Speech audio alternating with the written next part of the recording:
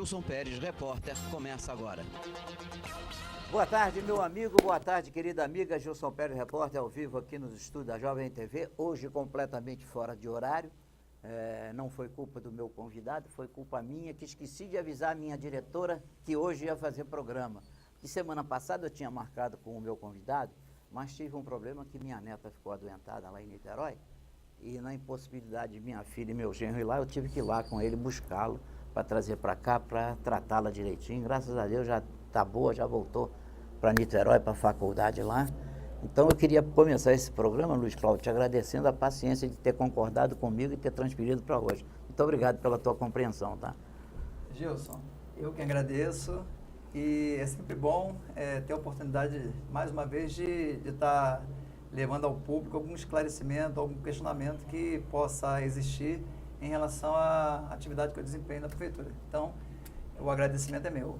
Aliás, deixa eu avisar a minha diretora, hein, dona Alda? Quinta-feira eu não vou fazer programa, tá, dona Alda? Eu vou para a Serra amanhã de manhã, não foi hoje, era para ter ido hoje, mas não fui, porque eu já tinha desmarcado o Cláudio semana passada. Eu disse, não, terça-feira ele tem que ir, mas quarta eu, vou subir a serra, se Deus quiser. Cláudio, eu queria começar contigo perguntando como é que vai a Concercaf. Gilson, a Concercaf está fazendo um trabalho que a população, o povo de Cabo Frio vê nas ruas. Estamos reerguendo a autarquia, reerguendo, não digo assim, estamos tocando a autarquia e tentando implementar os serviços para os quais ela foi criada. Na verdade, a gente tem muito que evoluir, né? A gente está numa curva ascendente em relação à atividade da Concercaf. A gente tem uma operação que hoje é muito melhor do que ontem e muito melhor do que anteontem. Então, e ainda muito aquém do que vai ser amanhã. Então, eu vejo que estamos ajustando tanto a parte administrativa quanto a parte operacional, e o resultado a gente vê nas ruas, que é uma cidade mais limpa a cada dia. Me diz uma coisa, Luiz Cláudio, porque eu estava querendo entrar numa seara que não é muito a tua, mas que você tem acesso aos números e podia me esclarecer. Não sou advogado de defesa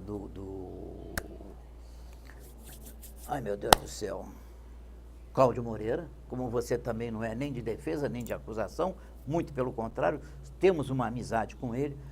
O que foi esse negócio dos 70 milhões, 60 milhões? Existiam pelo menos os 70 milhões lá? Gilson, essa pergunta é recorrente, né? Eu faço um trabalho técnico, já vinha fazendo um trabalho técnico no Ibascaf. Aliás, queria mandar um grande abraço para o pessoal lá do Ibascaf, os associados, os beneficiários do Ibascaf e os aposentados e pensionistas. Mas a Concercaf foi uma grande missão, porque a imagem da Concercaf com a Operação Bazuia ficou bastante arranhada. E normalmente o que as pessoas falam, principalmente os leigos, muitas vezes não corresponde à realidade das coisas, dos fatos, à realidade dos números, vamos dizer assim. Em relação ao desvio de 60 milhões, etc. tal, eu fui para a Concercaf, né? E a primeira coisa que eu comecei a levantar foram os números, porque a gente tem que começar a gerir uma autarquia. Aliás, você entrou numa autarquia dizendo que tinham sumido 60 milhões, exatamente, né? Exatamente. Existe um orçamento que tem que ser executado. Esse orçamento tem que ser suficiente para pagar todas as atividades da empresa, né? E o que eu pude perceber de imediato é que a prefeitura, até então, tinha transferido cerca de 68 milhões, até dezembro, à Concercaf. Todo mundo sabe que a Concercaf funciona com verbas. O orçamento da Concercaf é transferido do Poder Executivo da Administração Direta. Tá? E até aquele momento tinha sido 68 milhões no total, né? Desses 68 milhões, o orçamento só da folha de pagamento dos servidores efetivos, contando vale alimentação, contando vale transporte, todos os benefícios que eles têm, recolhimento de INSS, os encargos, são em torno de 23, 24 milhões por ano. Então de 70 já passou para 50. Exatamente. Aí você tira, a empresa pública pôde ver que até então tinha sido pago 33 milhões, cerca de 33 milhões. Já baixamos para 20 milhões. 20 milhões. Iluminação elétrica, cerca de 5 milhões. Estamos com 15 milhões. Aí tem que pagar ar-condicionado, tem que comprar saco de lixo, tem que... Né? Então você vê que a conta não fecha. Isso eu não estou falando nem como advogado de defesa, nem de acusação. Exatamente. Eu estou falando do que é os números que estão lá que ninguém pode mudar, né? O sistema da Concercaf é o mesmo da Prefeitura, sistema de informatização, que é a Supernova, e lá no financeiro, no departamento financeiro, que existe um histórico contábil, né?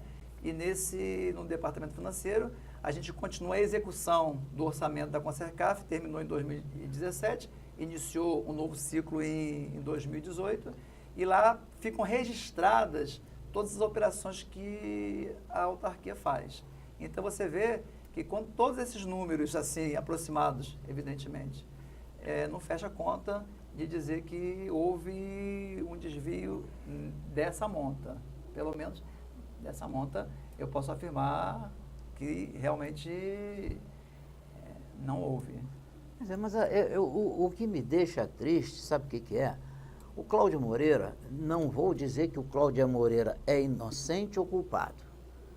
Até porque nutro uma amizade muito grande com ele, sempre nos demos muito bem. Nunca vi eu nunca vi nada que desabonasse a conduta dele.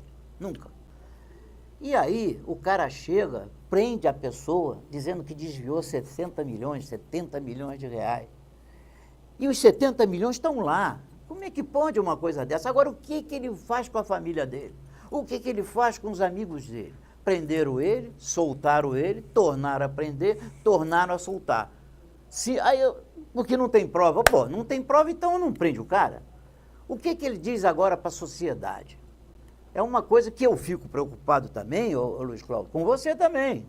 Que amanhã esse delegado pode fazer o mesmo com você. Você recebeu 20 e tantos milhões. Ele não quer saber se a Folha... Você hoje está com um orçamento de 25 milhões, você falou 23.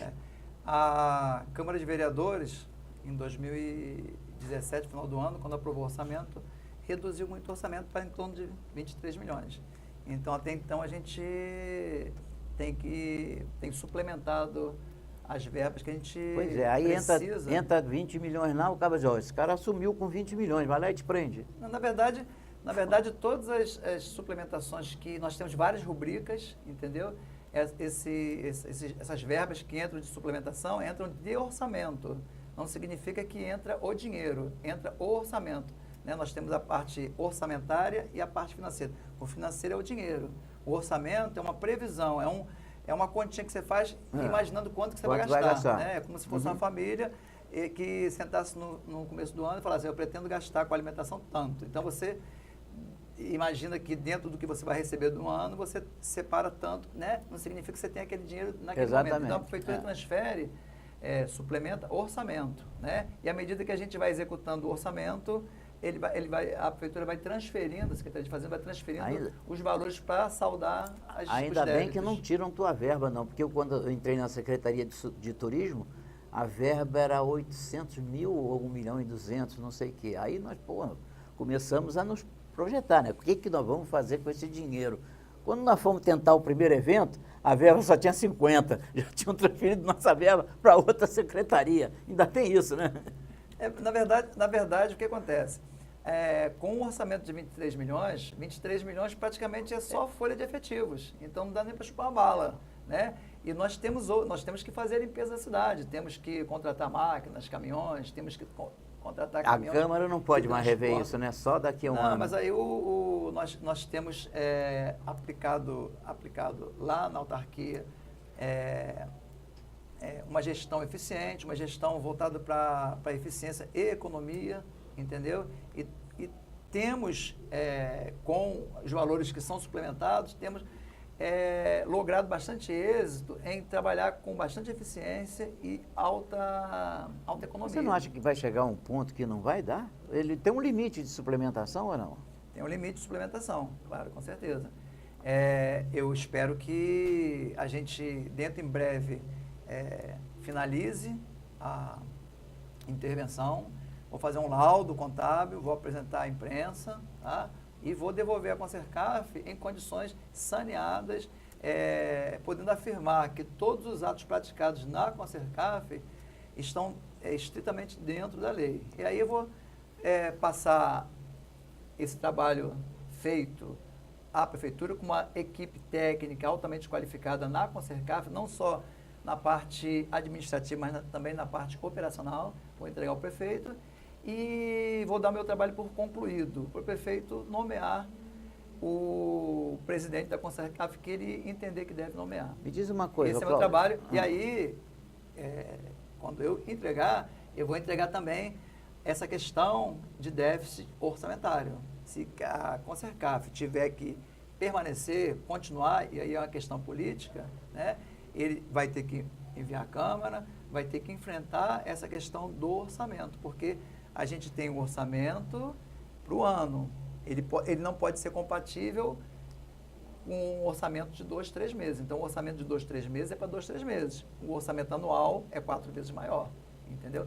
Então, a gente pretende fazer esse debate público, pretende passar esses números para o prefeito, né, que for assumir a prefeitura, em condições, Gilson, independente de quem seja, em condições do prefeito poder decidir o que fazer, politicamente, o que fazer com os destinos da Concercaf. Espero que ele faça bom proveito, porque eu pretendo entregar à Concercaf uma empresa eficiente, uma empresa que a população tem orgulho de ter como servidora. Mas me diz uma coisa, esse planejamento teu, caso Marquinhos seja eleito, e Marquinhos não sendo eleito, você entrega isso ao próximo prefeito? Então, Gilson, a administração pública ela é impessoal.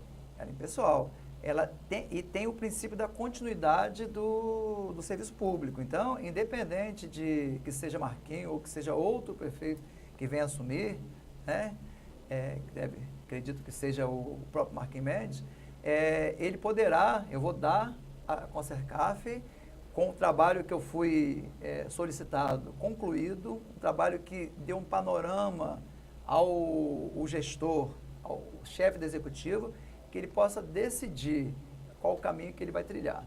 Eu pretendo entregar uma empresa eficiente, uma empresa que a população tenha muito mais orgulho do que tinha anteriormente. Na sua opinião, Marquinhos declarou que deu entrada na Câmara no pedido de extinção da Concercaf.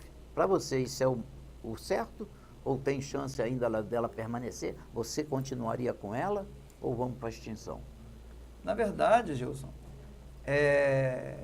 eu tenho acompanhado essa questão e Marquinhos até então jamais tinha falado de extinção da Concercaf. A Concercaf era uma empresa que vinha prestando serviço normalmente. Houve, depois da operação que ocorreu nessa Concercaf, um clamor público pela extinção da Concercaf. Não foi uma ideia que surgiu do Marquinhos Mendes, foi um anseio que ele captou da sociedade. Inclusive, foi muito debatido na Câmara, teve vereador que defendeu com todo vigor a extinção da Concercaf. Então, ele sendo um homem democrático, um homem maduro, depois de muitos anos de vida pública, acredito que ele tenha entendido por bem... Mas houve um pedido de um vereador para extinguir? Houve um pedido no vereador, exatamente. Do Rafael Peçanha, né? Acredito que sim, acho que sim, se não me engano, sim. Então, ele nada mais está fazendo do que atender ao anseio dessa parcela da população que entende que o desvio que houve, se houve desvio, não sei, eu não estou dizendo que houve desvio, eles entendem que houve desvio, que houve uma gestão que não estava boa e por isso pediram naquele momento a extinção da autarquia. Que eu, particularmente, acho que a administração indireta, no caso das autarquias, empresas públicas, são criadas para descentralizar o poder público, para tornar o poder público mais ágil. E não tem nada a ver com o fato de ser bem gerida ou mal gerida. O próprio poder executivo, a administração direta, ela pode ser mais gerida, dependendo do prefeito, dependendo do governador, dependendo do presidente da República. E nem por isso você vai extinguir a União, não vai extinguir o Estado nem o município, né? A gente tem que esperar o quê? As próximas eleições, né? E escolher um gestor que esteja comprometido com o bom funcionamento das instituições. Vamos às críticas, Luiz Cláudio. Eu tenho feito muita crítica e tenho queria que alguém tomasse, isso não vem de agora não.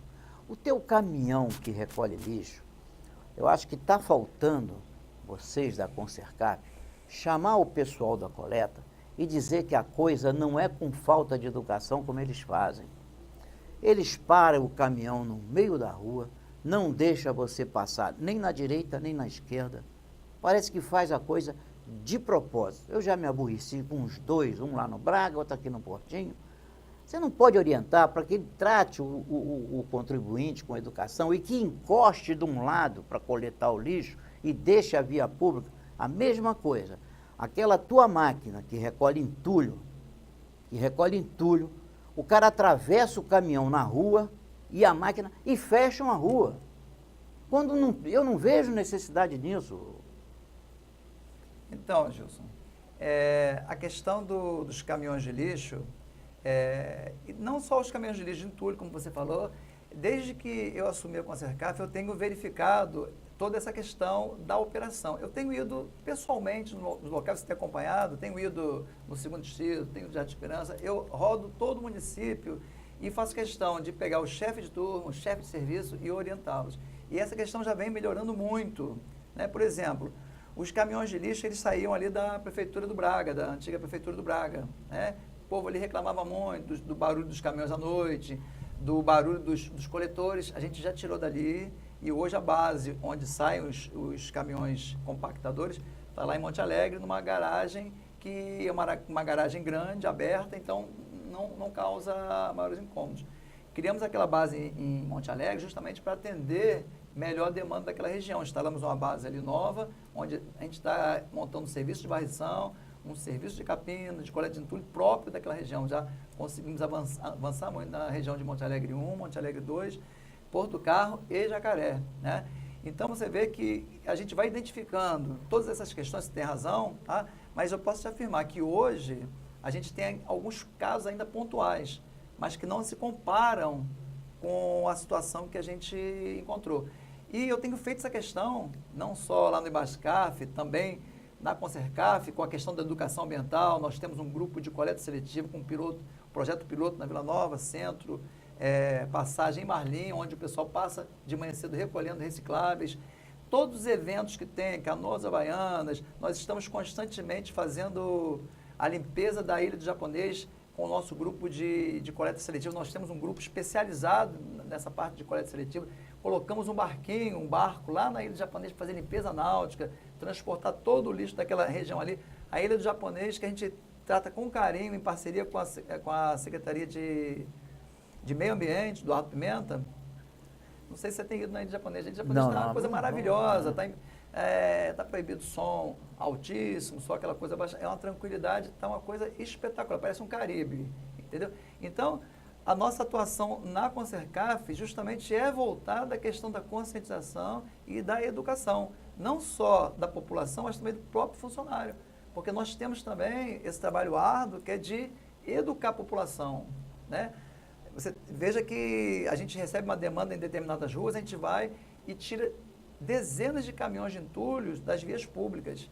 E quando a gente dobra a esquina, o morador já colocou de novo o entulho, o lixo, o galho, a rua. Isso aí é triste, entendeu? Sabe? Então é como se estivéssemos enxugando gelo. Aliás, no início do governo de Alair, nesse último governo, ele tomou uma medida muito certa, que você não podia botar nada na calçada, nem entulho, nem material. Eu me lembro que eu fiz uma obra lá em casa e gastei uma grana, que eu tive que comprar areia, pedra, tudo ensacada.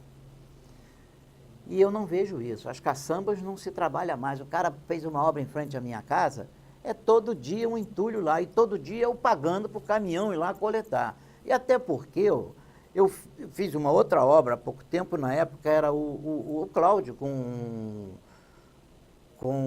o Fernando Henrique. Eu falei, Fernando Henrique, eu vou derrubar uma árvore muito grande, 2 árvores lá em casa, e eu preciso botar isso, mas não quero botar na calçada. Eu disse, Gilson, o dia que você for botar na calçada, você me avisa de manhã cedo, e ó, tal hora tá lá, que eu passo lá e recolho. Eu telefonei para ele, marquei, a Consercaf mandou o caminhão lá, recolheu, não ficou nada na calçada. O meu pessoal botou na calçada e ele botou em cima do caminhão. Mas ninguém faz isso, né, Cláudia? Ninguém programa com a Consercaf a coleta de entulho ou de lixo, né? É muito difícil. Gilson, queria dizer que nós estamos trabalhando um código de resíduos sólidos do município de Cabo Frio. Nesse código de resíduos sólidos vai ter lá a quantidade que a Consercaf vai tirar, acima da qual a pessoa tem que contratar caçamba. Porque ontem você vê que eu recebi uma demanda ontem e eu pedi imediatamente que nosso pessoal fosse retirar o entulho que estava, acho que foi no Jacaré, se não me engano, né?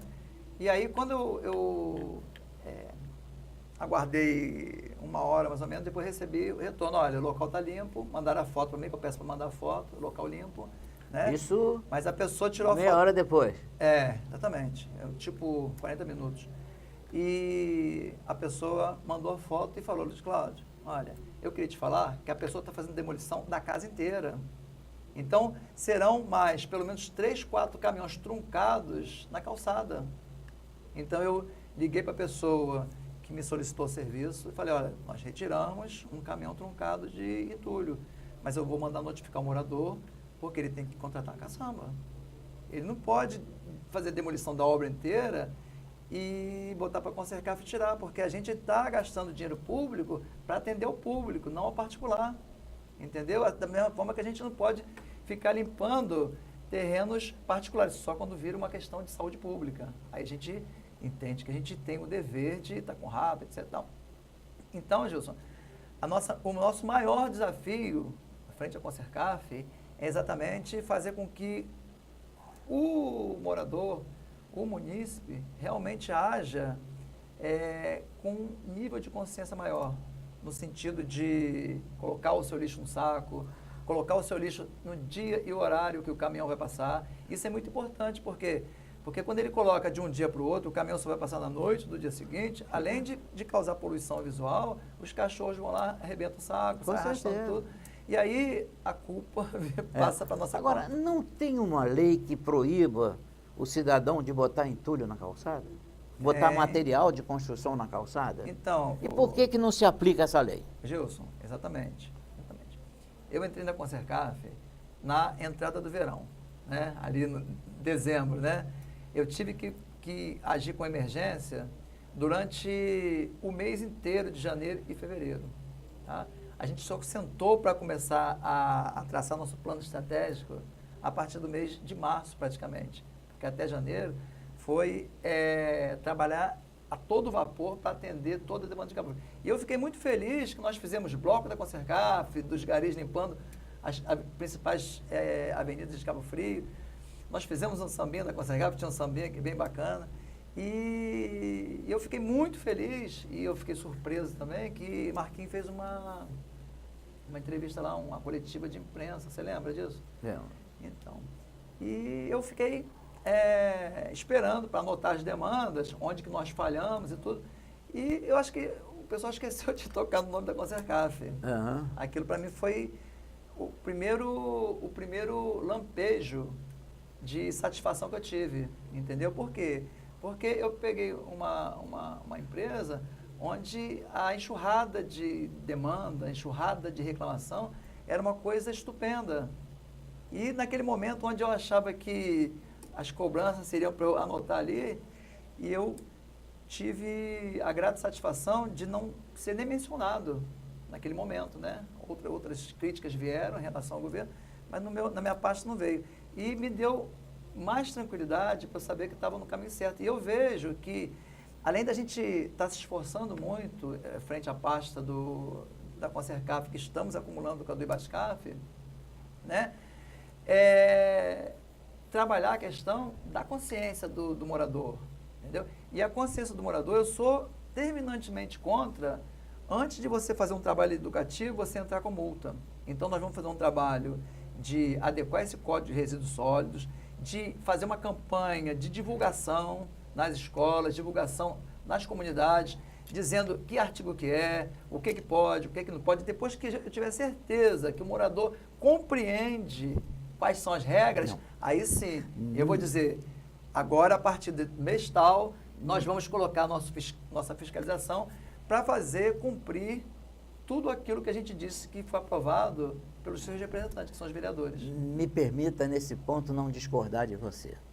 Eu me recordo que há anos atrás, eu na Rádio Sucesso, o secretário foi lá e começou, naquela semana, a distribuir na via pública para todo motociclista um aviso de que a partir de tal dia, quem tivesse sem capacete ia ser multado. Eu disse, olha, você está infringindo a lei. Primeiro que você não pode advertir. Segundo que já é pelo Código Nacional de Trânsito, é multa andar sem capacete. Então você não tem que marcar data para recolher porque está lá escrito no Código. A mesma coisa, se existe a lei, não tem que mais fazer... Pô, a lei está aí há quantos anos? Vai ficar... não pode a partir... Não, eu acho que tinha que começar a multar, porque a lei está aí há bastante tempo. E Gilson, todos são obrigados a conhecer a lei. É verdade. Né? Toda lei, tem lá no finalzinho da lei, publique-se. Publique-se e acabou. Só que você sabe que o nosso cidadão, o nosso munícipe, as leis são publicadas, mas não chegam ao conhecimento dele.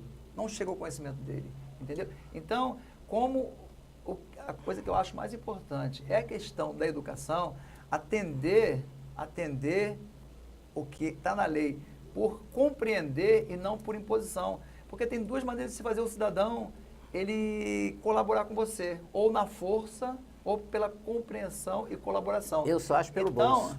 Então, mas aí, Gilson, é uma visão que eu tenho. Eu sou professor, sou advogado e antes de ser advogado sou professor, entendeu? E certa vez alguém falou que ia mandar construir as cadeiras da sala de aula de cimento armado. E eu expliquei para essa pessoa que falou isso, que os alunos quebram as cadeiras, mas não quebrar a cadeira faz parte do processo educativo. Ele só vai aprender a não quebrar a cadeira se a cadeira for quebrável. Porque se a cadeira for de cimento armado, ele jamais vai aprender a ter cuidado com a cadeira. Então, eu vou essa lógica não é muito lógica, né? Não, é lógica, sabe por quê?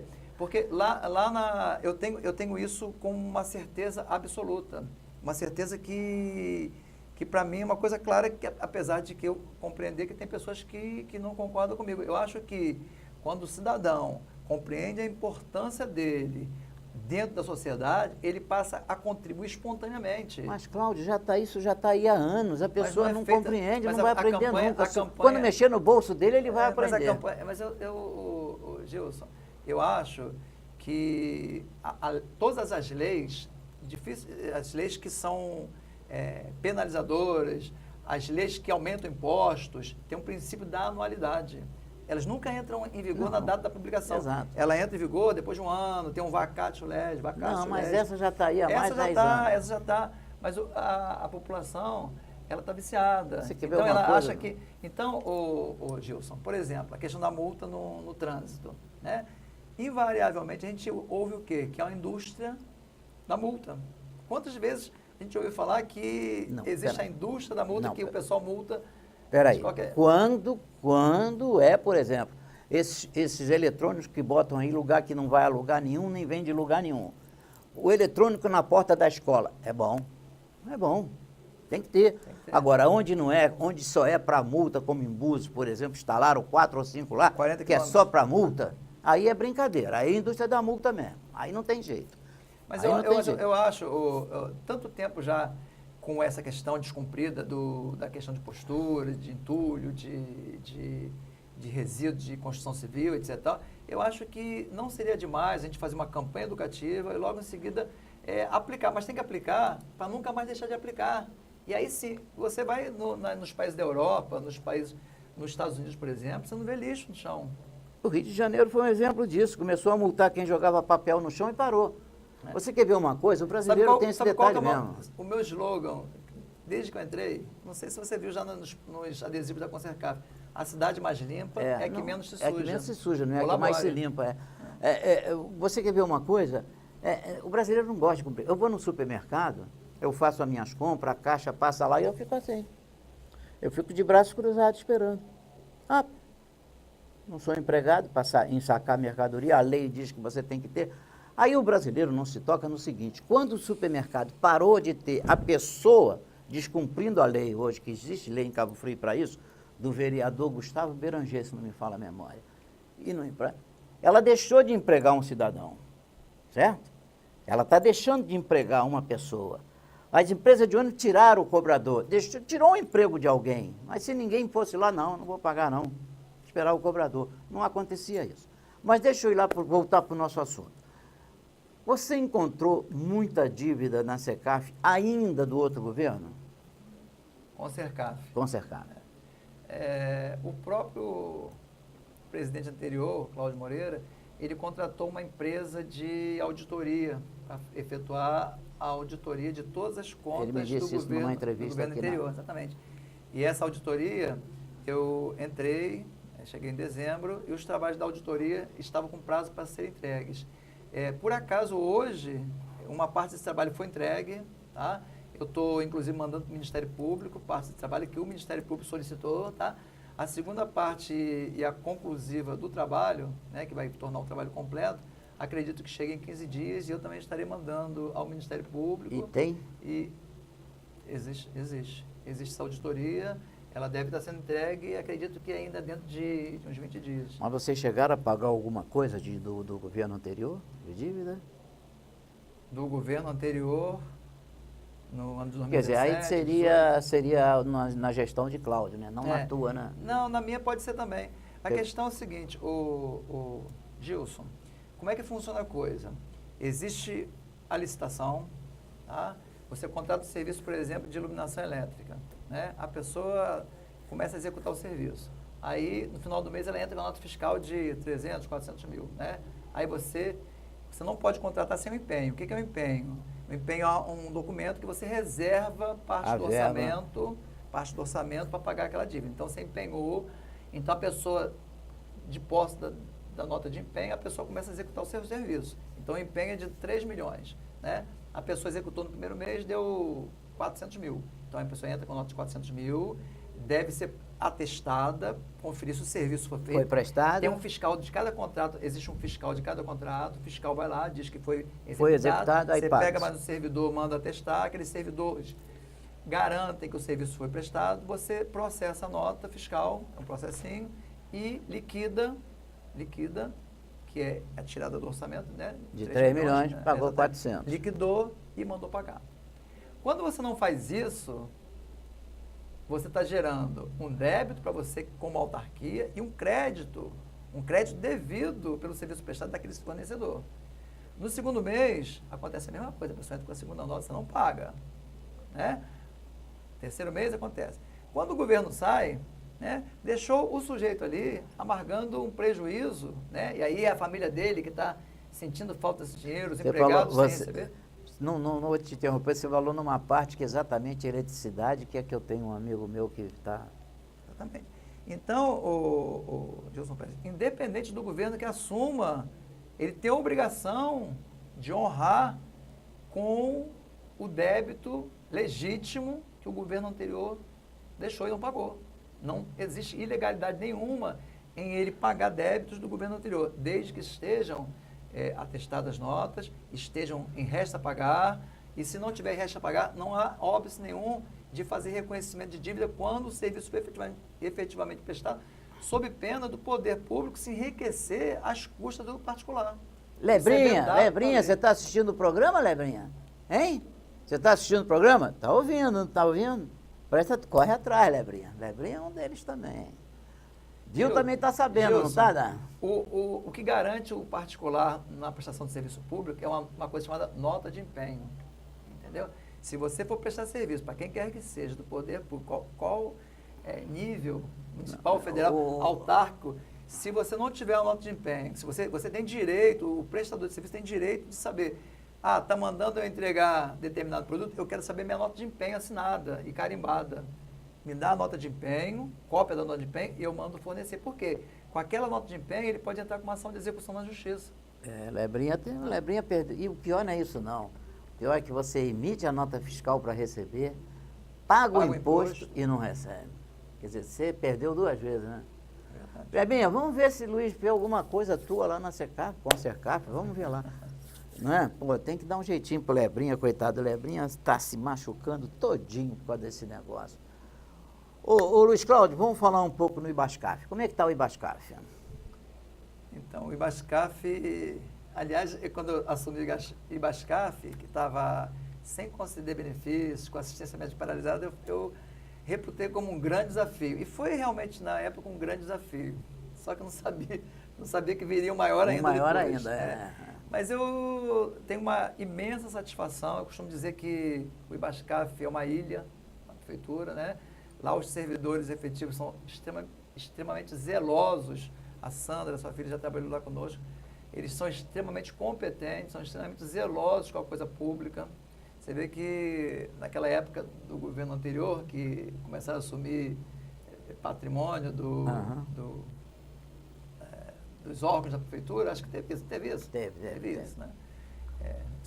Pelo menos falaram. Pelo menos falaram. na minha secretaria, nas duas secretarias que eu trabalhei, eu ouvi funcionário. Não é funcionário, não, um pé rapado desses aí, dizer que tinha sumido. Eu falei para ele, eu quero que você me amostre o que sumiu de lá. O que sumiu é o que não tinha. O que sumiu é o que não tinha. Então, eu não trabalhava em outras secretarias, nem trabalhava. Mas eu posso afirmar que no Ibascaf, os próprios funcionários, o tamanho zelo dos funcionários que... Não deixaram tirar nada. Não se tirou, não existe nem notícia, nem rumores de notícia de ter sumido ou extraviado qualquer tipo de máquina ou equipamento. É possível que tenha havido e não tenha sido detectado, entendeu? Mas nós pegamos um prédio destruído, o setor de benefícios sem conceder aposentadoria, sem conceder pensões, totalmente paralisados. E pagamento atrasado também. Pagamentos com 4 folhas e meias atrasados, entendeu? Desde 2015 existia metade do 13º de 2015, outubro, novembro, dezembro, e o 13º de 2016. Né? Efetuamos o primeiro pagamento do mês, dia 16 de janeiro de 2017. Efetuamos o pagamento do mês.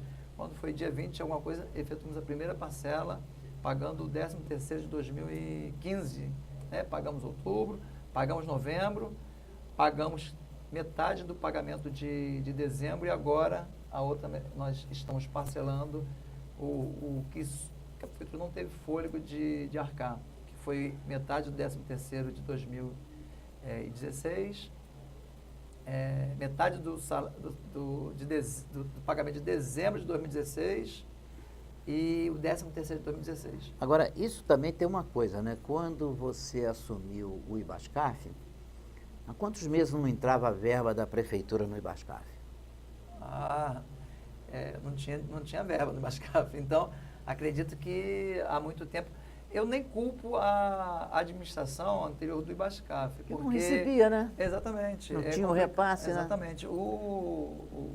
A verba que o Ibascaf tem verba própria. São verbas de natureza constitucionais, que são os descontos que são efetuados no contra-cheque dos servidores, que são retidos na origem e devem ser transferidos da origem para o Ibascaf, e existe uma contrapartida de igual valor, né, que tem que ser repassado para o Ibascaf.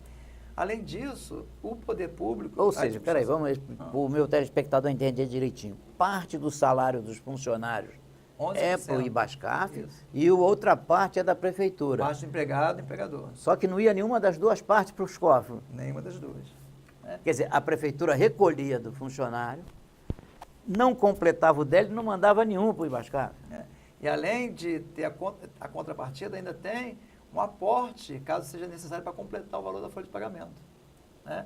Então, realmente fica difícil fazer gestão... Mas e hoje? Sendo presidente de uma instituição que não recebe transferência.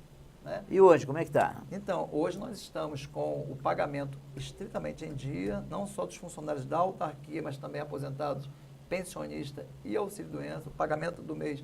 Aliás, desde que Marquinhos entrou, o governo Marquinhos Mendes entrou, jamais deixamos de pagar um mês de salário. Pagamos todos os meses de 2017, ainda atrasados do ano de 2016 e 2015.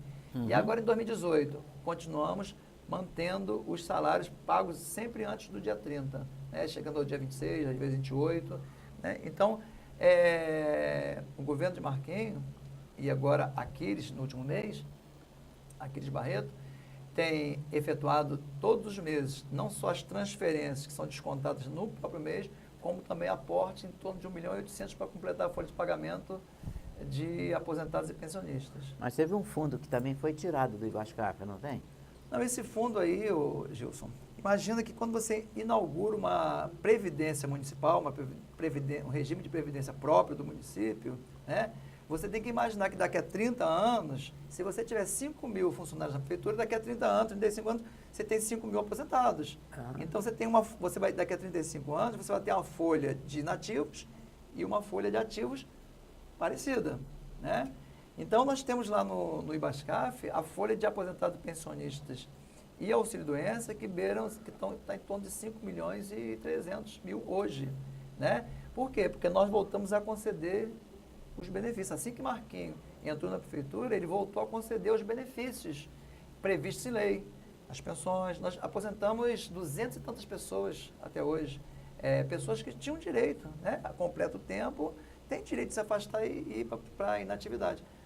Então, a instituição, o IBASCAF, hoje ele tem os conselhos, o Conselho Fiscal, ele tem um Conselho Superior de Administração e ainda tem um Conselho do CASME, que vai fazer a fiscalização da parte da assistência médica. Diga-se de passagem, está muito lindo o ainda não tive lá não. Mas já passou na frente, já viu? Já, muito bonito. Nós pegamos o prédio que nós tínhamos começado a obra em 2012, né? Deixamos 40% do cronograma efetuado, voltamos, fizemos uma alteração, ampliamos para a parte odontológica e realmente quem é assistido do PASMED, mudamos o nome, né? Era PASME. PASME. A gente passou para PASMED, dá uma referência à parte médica, né? E eu tenho muito orgulho de ter feito aquela obra. O PASME era PASME que não estão atendendo ninguém, né? Ficou um ano e... Todo o atendimento médico que era feito lá perto da São José Operário. São José Operário hoje está aqui na Henrique Terra. Isso. Inclusive, isso é uma recomendação do TCE, Tribunal de Contas do Estado do Rio de Janeiro, a separação física entre assistência médica e previdência. Por quê? Dinheiro de aposentadoria não pode gastar com assistência médica. A assistência médica tem um recolhimento próprio.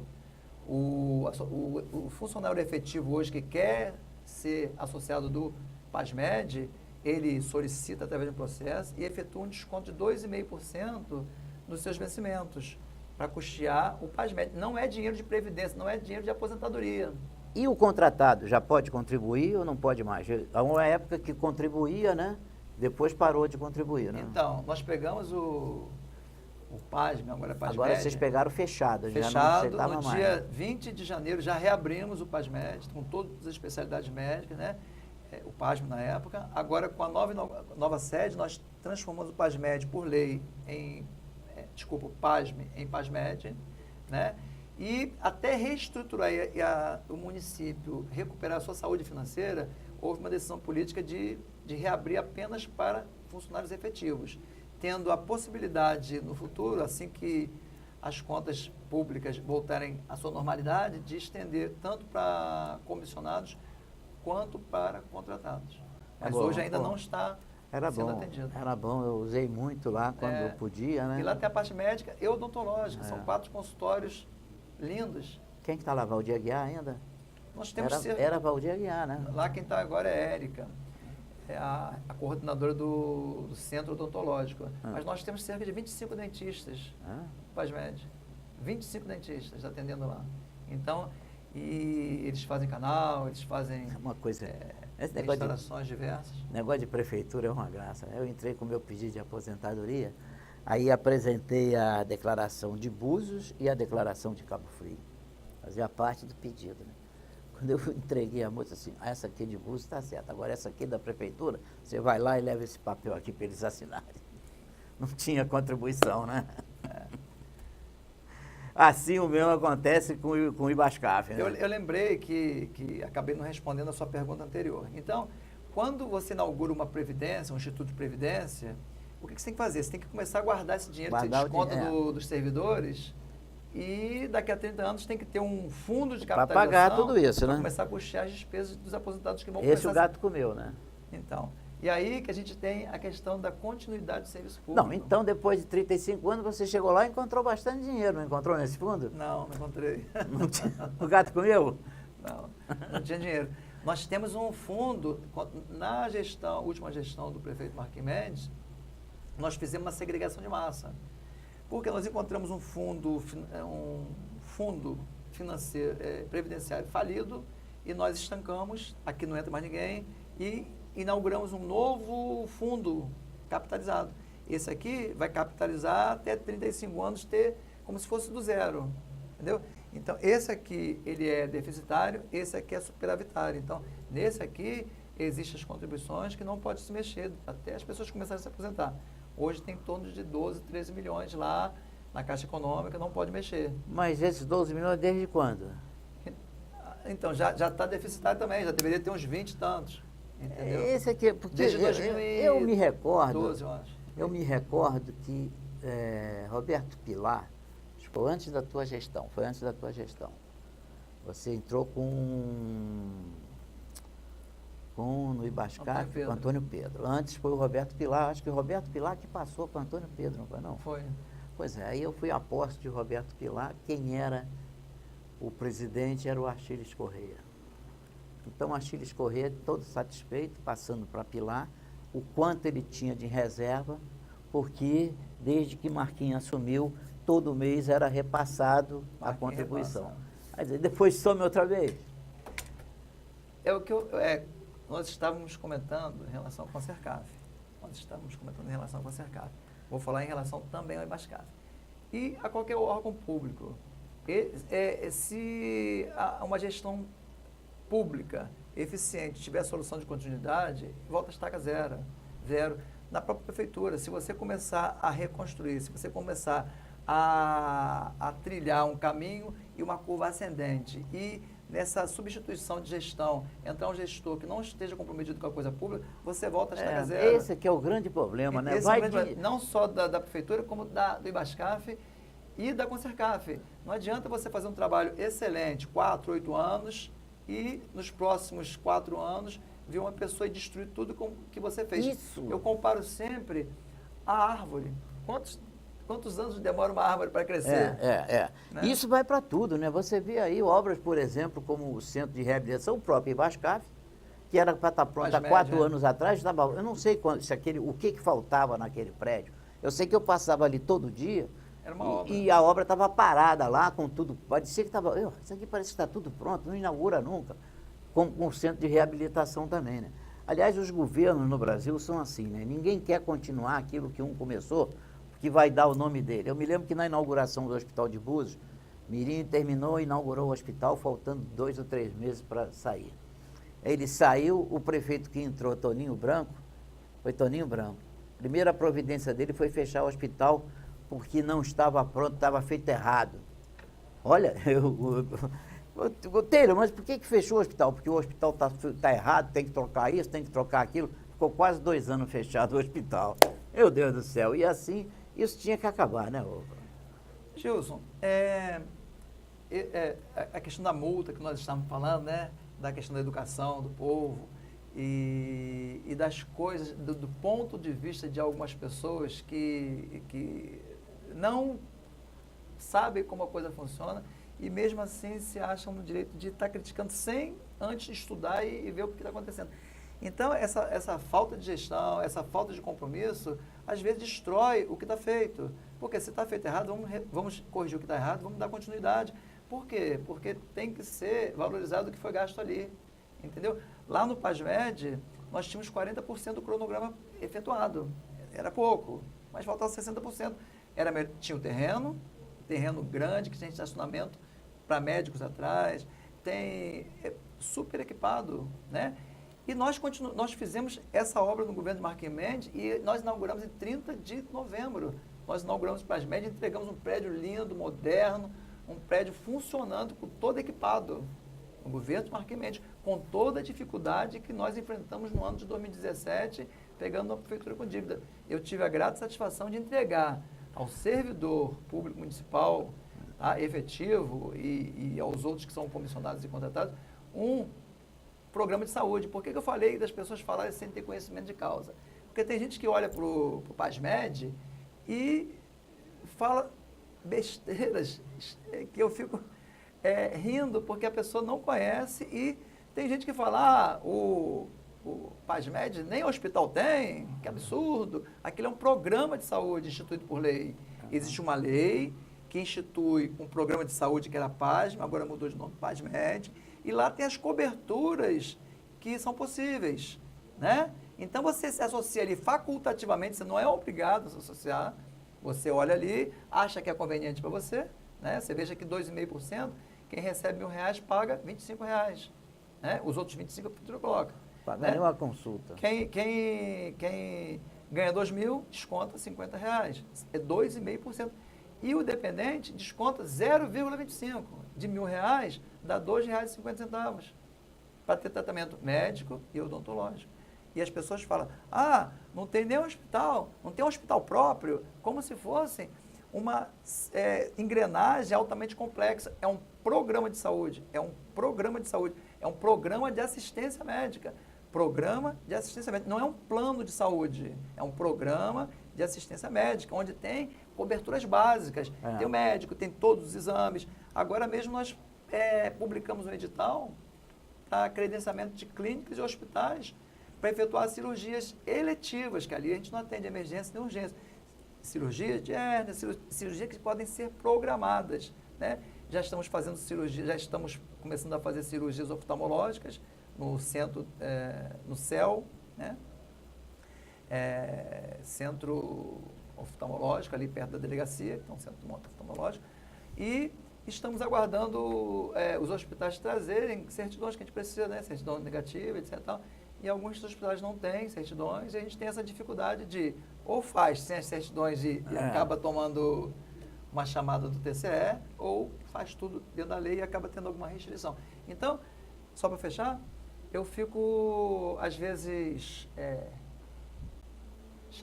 um pouco chateado, não só na Concercaf, quanto no IBASCAF e no PASMED, porque as pessoas, às vezes, fazem a crítica, mas a pessoa não sabe do que está falando. Entendeu? Então, eu já vi até político dizer que é um absurdo o PASMED não ter um hospital próprio. Pô, é um programa, eu queria até dizer, o PASMED tem uma lei que está no site do IBASCAF, uma lei de criação, né, do programa de assistência médica. É um programa de assistência médica, não é um plano de saúde. Então, a pessoa deveria pegar e ler, entendeu? Para depois fazer as críticas. Né? Então, o IBASCAF, hoje, ele funciona descentralizado, parte de assistência médica no Portinho, ao lado do shopping, e a parte de previdência no São Cristóvão. Então, lá, quando você quer uma aposentadoria, quer uma licença médica, quer fazer um afastamento por motivo de saúde, quer uma pensão por morte, aí é lá no São Cristóvão. Quer uma assistência médica, um dentista, é no Novo Portinho. O aposentado também, pagando os 2,5%, tem direito a usar o PASMED, né? Qualquer servidor efetivo, aposentado ou pensionista, eles têm esse direito, que deve ser estendido mais tarde também a comissionados e contratados, dependendo então dessa questão de decisão política. Aí é o quê? É uma decisão política do prefeito que vai continuar a gerir o município de Cabo Frio. Cláudio, tinha tanta coisa ainda para falar, mas infelizmente já passamos até da hora. E eu gostaria de lhe parabenizar pelo serviço que você vem prestando aí ao nosso cidadão. Acompanho muito o trabalho da Concercaf. Só acho que tem que tomar cuidado com esses caminhoneiros aí, esse pessoal que faz principalmente o de entulho. Botar o carro, o caminhão numa posição e a máquina que não ultrapasse. Bota andar mais 250 metros. E não precisa fechar a rua, não precisa fechar nada, mas tenho certeza que você vai tomar providência? Gilson, só para esclarecer, todas as máquinas e equipamentos da Concercaf, nós estamos com credenciamento aberto. Sim. Estamos credenciando, estamos fazendo vistorias e fazendo contratações com chamamento público. Tá? Então, dentro em breve, nós teremos só caminhões em condições de rodar na cidade, pessoal treinado. Hoje você está precisando de quê? Hoje, a questão do credenciamento é porque que quando eu assumi numa situação de emergência. Uhum. E o prefeito teve que baixar um decreto requisitando administrativamente, a requisição administrativa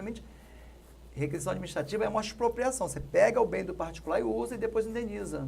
Então, nós pegamos todos os equipamentos que a gente achava que tinha que pegar, que estava a serviço de outras empresas que prestavam serviço da prefeitura, Com o decreto, nós expropriamos, nós estamos utilizando, independente da vontade do proprietário, estamos utilizando esses equipamentos e estamos sujeitos a quê? A indenização posterior, né? Mês a mês, se for o caso, né? À medida da verificação do dano.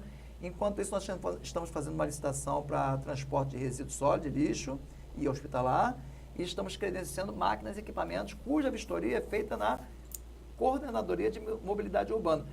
Feito esse credenciamento, até o final de junho nós vamos ter uma quantidade de máquinas e equipamentos suficiente para todo o trabalho que eu falei, que hoje está aquém da nossa necessidade. Mas hoje, qual é a Com o pessoal máquina que você está treinado. precisando contratar? Caminhão, máquina, o que, Não, que você está hoje- precisando hoje- contratar? Que é para o meu amigo que está lá em casa Olha correr só, lá e o fazer. credenciamento, ele ficou aberto por 90 dias, ele foi publicado na imprensa local, foi publicado no site da Concercaf, foi publicado nas paredes da Concercaf e perdurou até o dia 9. Ah, já encerrou. Encerrou agora dia 9 de junho. Tá? Nós recebemos vários pedidos de credenciamento, estamos analisando. Se for necessário depois, talvez seja aberto um novo credenciamento para fazer a complementação. Veja que o credenciamento é público, ninguém precisa de arrumar ninguém que indique. Favor de ninguém. Acabou aquele negócio de vereador. Pedido do vereador. Aliás, até no processo aquele, a vice-prefeita estava pedindo caminhão, né? Agora não tem mais isso, né? Muita gente foi lá me pedir, por exemplo, bota meu caminhão. Não, olha só, está aqui, o edital está aqui, vê aí quais são os documentos que precisa, E vai pronto. lá na CPL, apresenta, leva 3 registros de folha, retira o edital, cumpre todos os requisitos. Se você passar pelo crivo do jurídico e pela vistoria na Secretaria de Mobilidade Urbana, vai trazer o laudo de vistoria e a gente vai contratar dentro da nossa necessidade. Então lá foi credenciado caminhão trunque, caminhão toco, reto escavadeira, caminhão vacol, silverjet. Qual a vantagem do credenciamento? A gente não deixa as pessoas, os interessados, concorrerem e apresentarem o preço. A gente estipula o preço. A gente diz, estou credenciando E por estou esses pagando valores. X. Exatamente. Cláudio, queria que você se despedisse aí do nosso público, te agradecendo muito pela sua presença e a compreensão de ter desmarcado de semana passada para hoje. Gilson, eu que agradeço. Eu estou tentando, sinceramente, dar o meu melhor, tanto na Concercaf como na Bascaf. Eu sou um servidor público de carreira da Prefeitura, sou funcionário efetivo da Prefeitura, na área da educação, sou professor de ciência, de biologia. Agora, destacado para fazer esse tipo de... Até pouco tempo, até 2016, dava aula no Edson Duarte à noite. Né?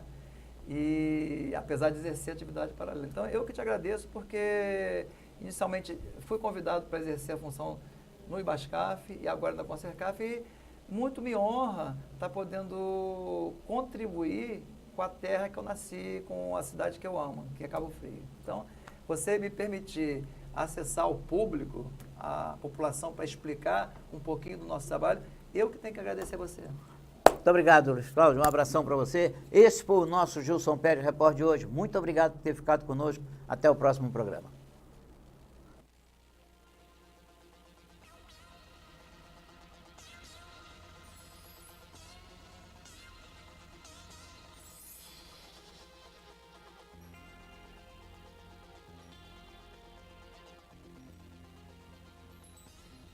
Gilson Pérez, repórter, começa agora.